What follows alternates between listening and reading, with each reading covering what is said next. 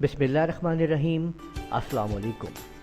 Spoken English practice के अंदर आज हम लोग ये जानेंगे कि किस तरह से हम पूछ सकते हैं किसी से asking where do you live के आप कहाँ रहते हो।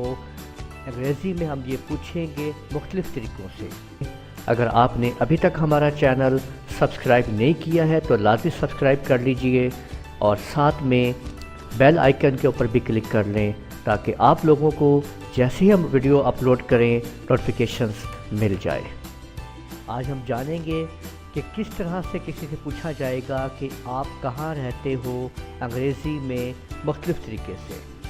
मसला वेयर डू यू लिव, आप कहाँ रहते हो।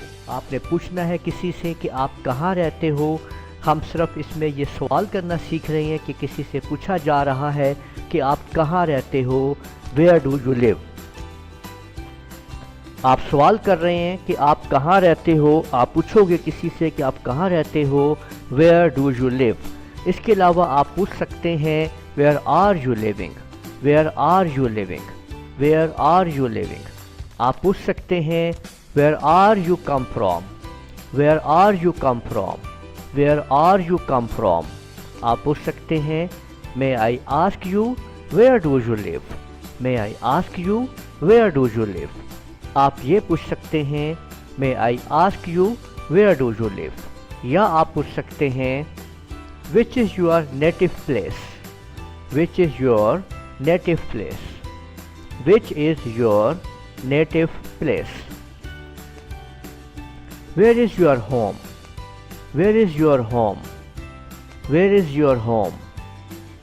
विच is your home town, which is your home town.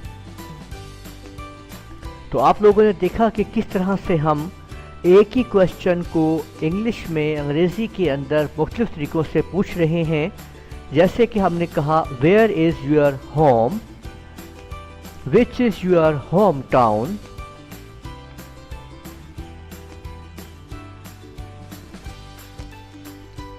Which is your home town, where is your home, which is your native place.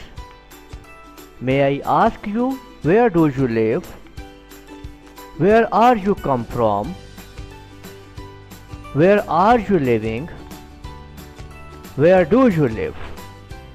तो इस वीडियो में हम लोगों ने मुकम्मल तौर पे ये जाना कि किस तरह से हम किसी से सवाल कर सकते हैं कि आप कहाँ रहते हो, यानी where do you live। उम्मीद है आपको ये सेंटेंस समझ में आ गया होगा। इसकी आप प्रैक्टिस कीजिए, लोगों से पूछें, अपने दोस्तों से पूछें वेयर डू यू लिव।